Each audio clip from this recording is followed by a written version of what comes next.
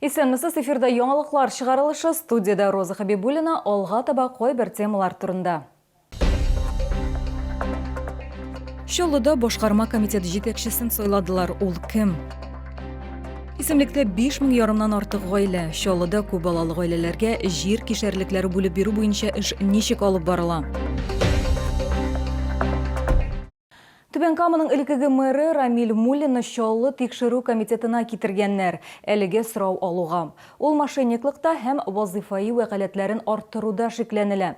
Татарстанда Россия оборона министрлыгы белән хәрби хезмәткә контракт төзегән һәр кеше өчен 100 000 сум акча алырга мөмкин булган программа гамәлдә иде. Эшмәкәр ирекле рәвештә чакырусыз алгы сызыкка киткән иратларның фамилияларында яза алган. Моңа Түбән Кама түрәләренең катнашы булырга мөмкин. Рамиль Муллинның өендә һәм арендага алынган фатирында тентүләр узган.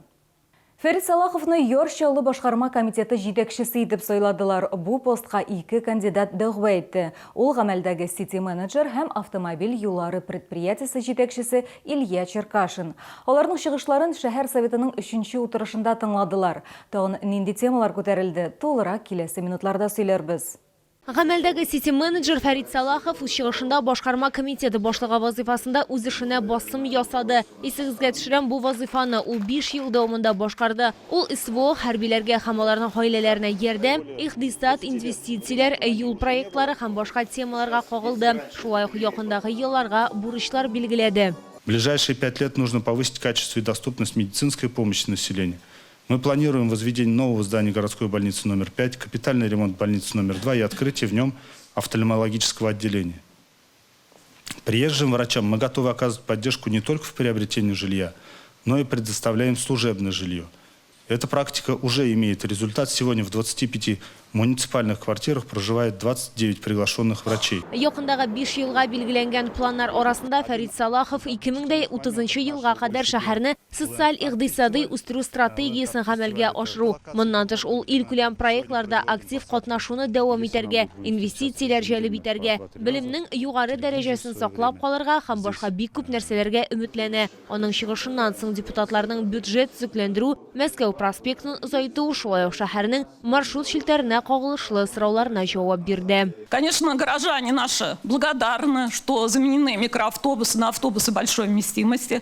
Но, тем не менее, задача, которая стоит перед исполкомом, это, значит, чтобы обеспечить горожан быстро, комфортно и доступно добираться до места назначения, к сожалению, она пока еще не очень решается. Если мы говорим о тех 4 маршрутах, которые были раньше, когда не было там микрорайонов за Меликиси, не было микрорайонов за проспектом Мешли, конечно, тогда они закрывали свои потребности.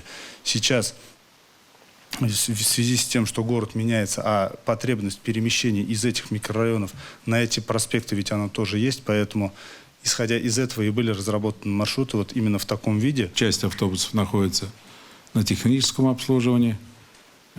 Автобус имеет свойство иногда ломаться, поэтому в этой части достаточно высокий сегодня коэффициент. Ну, по суткам он разный. Это касается автобусов и трамваев, поэтому сегодня достаточно высокий коэффициент выхода на линию автобусов. Башкарма комитет җитәкчесе вазифасына 2нче кандидат Илья Черкашин үзенең чыгышында мәгарифкә һәм яшьләр белән эшләүгә басым ясады. Молодежь – это главный ресурс развития региона. Сегодня в Челнах живут и работают тысячи начинающих энергичных специалистов. Их потенциал – это будущее города. Наша цель – сделать все возможное, чтобы молодежь могла реализовать себя в Автограде.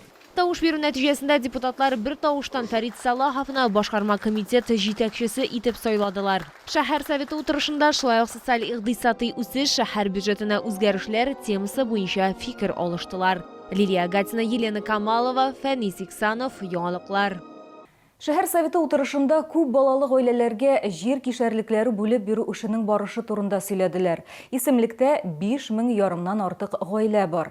Инде 4352 җир кишәрлеге бирелгән, быел аларны 952 гаилә алган. Бу юнәлештә нинди эш алып барыла? Алдагы материалда. Жер кишәрлекләре алуга мөрәҗәгать итүчеләр исемлегендә 5156 гаилә бар. Исегезгә төшерәм, 5 гыйнвардан Республика җир кодексына төзәтмәләр үз көченә керде. Алар нигезендә Чаллыда даими яшәүче күп балалы гаиләләр тирә-яктагы 9 районда Тукай, Әгерҗе, Актаныш, Алабуга, Зәй, Менделеевск, Минзәлә, Мөслим һәм Сарман районнарында жер кишәрлекләре ала. По итогам совещания, проведенного 28 января 2025 года с участием министра земельных и имущественных отношений и прокуратуры Республики Татарстан, был утвержден план по образованию и передаче в собственность города в 2025 году каждым из районов порядка 200 земельных участков. В данный момент по итогам заключенных контрактов поставлен на кадастровый учет 1653 участка. В отношении 409 происходит процедура межевания. Агымдагы елның августыннан Тукай районыннан аларның территорияләрендә жер кишәрлекләре булдыру турында тәкъдимнәр белән 23 хат килгән. 26 торак пунктта 1000нән артык кишәрлек тәкъдим ителгән. Анализ нәтиҗәләре буенча шуларның бары тик 489 гына туры килгән.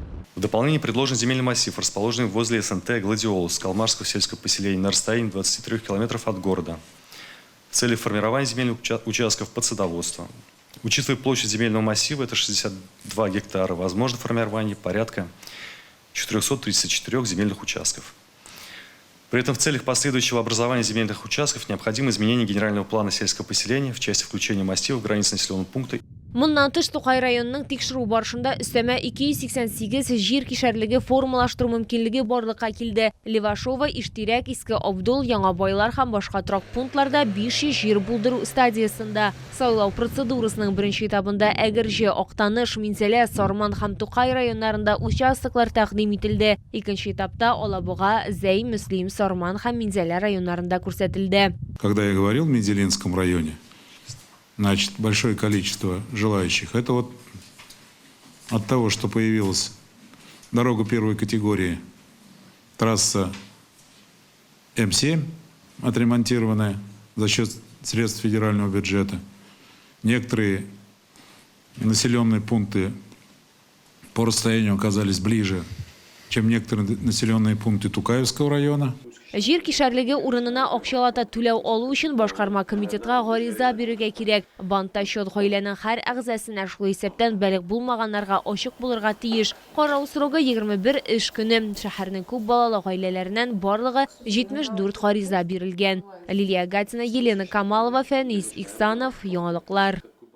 Ярчалыда 1 һәм 10 декабрь көннәрендә сәламәтлек мөмкинлекләре шикле кешеләр декадасы үткәрелә.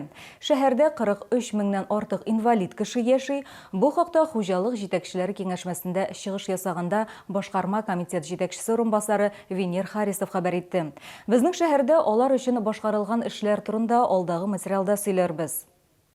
Мәгариф учреждениесендә пандуслар, яктылык һәм музыка стендлары урнаштырылган. Кайбер чиракларда лифтлар да бар. 68-нче мәктәп базасында физик мөмкинлекләре шикле балалар өчен навигатор проекты гамәлгә ашырыла. Дәрестән тыш вакытта балалары юл хәрәкәте куркынычсызлыгы, велосипед остаханәсе, ландшафт дизайны, чәчәк үстерү һәм декоратив бакчачылык, кунакханә эше, склад эше, автомастерская, сабын кайнату кебек яңа юнәлешләрне үзләштерәләр. Основная цель проекта «Навигатор» – расширить перечень профессий, которыми могли бы овладеть учащиеся коррекционных школ. Выпускникам таких школ очень сложно сориентироваться в условиях современного рынка труда. Благодаря проектам педагоги смогут заранее нацеливать своих учеников на профессию, при помощи которой они смогут реализовать свои способности и заработать себе на жизнь. Яңадан укыту һәм квалификация күтәрү программасы махсус хәрби операция ветераннары шулай ук аларның туганнары өчен дә эшләнгән. Мәсәлән, алар логист ярдәмчесе, экспедитор, автослесарь һәм башка кебек яңа һөнәрләрне үзләштерә алалар. Чалымыры яңадан гадәти тормышка җайлашкан хәрбиләргә аерым игътибар бирергә кушты. Воины, возвратившиеся из зоны боевых действий, сегодня работают достаточно успешно в сфере электронного оборудования, да? Да.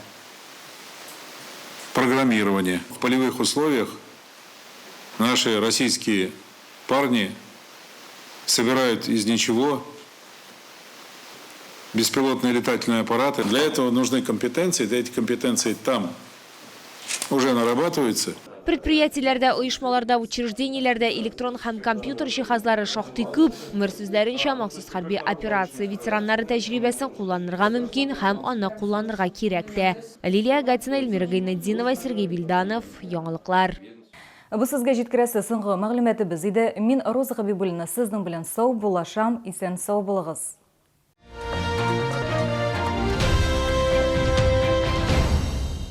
Шалы, встречай свежие камчатские деликатесы от производителя. Королевский лосось, красная икра, царская рыба. С 8 по 13 декабря. ТЦ Грин, остановка Глобус. Кабинет женского и мужского здоровья. Узкие специалисты, УЗИ, ЭКГ, Холтер. Процедурный кабинет, все виды анализов. Ваш доктор. 910 322.